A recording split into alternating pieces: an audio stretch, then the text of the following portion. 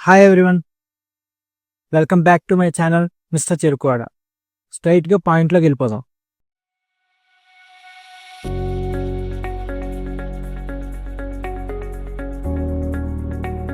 అంతా అయిపోయాక నువ్వు ఒంటరివే. Once it's over you are alone. దీన్ని నీకు క్లియర్గా చెప్తా. ఏంటంటే లోకం తీరు ఒకటి ఉంటుంది. చెట్టుకి కాయలు ఉన్నంత వరకే రాళ్ళు పడతాయి. కాయలు అయిపోయాయి అనుకోండి, ఆకులు రాలిపోయాక ఏమవుతుంది? ఆ చెట్టు నీడన కుక్క కూడా పడుకోదు. మన బతుకు కూడా అంతే. ఓకే, నువ్వు ఉన్నప్పుడు చుట్టూ 100 మంది ఉంటారు.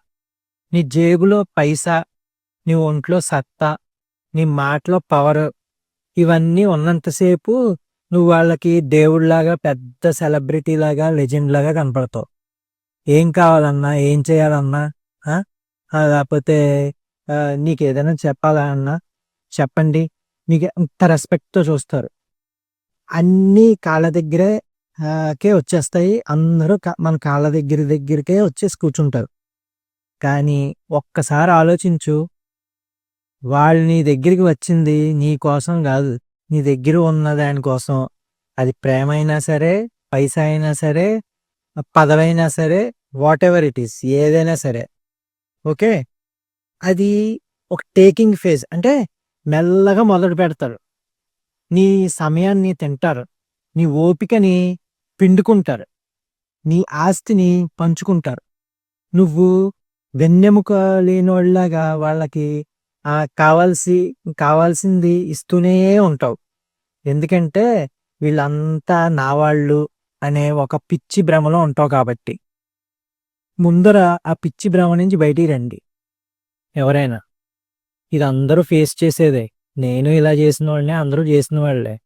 మనం కానీ దాని నుంచి, తప్పుల దగ్గర నుంచి, వాటి దగ్గర నుంచి మనం నేర్చుకుని ఏదో ఒకటి కొంచెం ఉపయోగపడుతుందని చెప్తున్నాను. ఓకే, ఎప్పుడైతే నీ దగ్గర ఇచ్చేదానికి ఇంకేమీ మిగలదో, ఇవ్వడానికి ఇంకేం మిగలదో, అప్పుడు అసలు సినిమా మొదలవుతుంది. నిన్నటి దాకా అన్నా అన్నా, లేకపోతే సార్ అన్నోళ్ళు, లేకపోతే ఏదో కేర్ పెట్టి దగ్గరగా ఉన్న రిలేషన్స్లో ఉన్నవాళ్ళు అన్న, నువ్వు ఎంత గొప్పవాడివి, నువ్వు అంత గొప్పవాడివి, నువ్వు సూపర్, అలా అన్నవాళ్లే, అన్ననోళ్లే ఇవాళ నిన్ను చూసి చూడనట్టు వెళ్ళిపోతూ ఉంటాయి. ఎందుకు వెళ్తారో తెలుసా? నీ దగ్గర పిండుకోవడానికి ఇంకేమీ ఉండదు కాబట్టి. ఒక స్పాంజ్ లాగా ఉన్నావు, మొత్తం జ్యూస్ అంతా పిండేశారు, నీళ్ళు పిండేశారు, ఇంకేముంటుంది? ఏమి ఉండవు. అప్పుడు వాళ్ళకి ఒక అవసరం కాదు, ఒక బరువు అయిపోతావు. ఆ బరువుని ఎవ్వడు మొయ్యడు. గాలి తీసేసిన బంతిలాగా అయిపోతావు. గాలి తీసేసిన బంతి ఏదైనా ఉందనుకో, ఎవరైనా దాన్ని కన్నేస్తారు, కానీ దాంతో ఆడతారా చెప్పండి? ఆడరు కదా.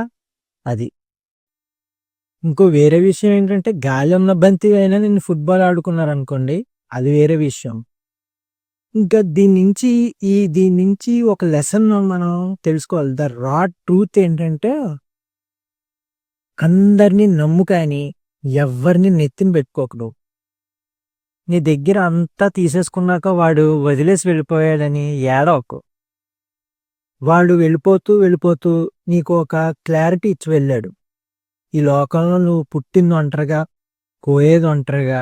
మధ్యలో ఈ నాటకాలన్నీ ఉత్తివే. అవన్నీ సినిమా కబుర్లు, అన్నీ నాటకాలే.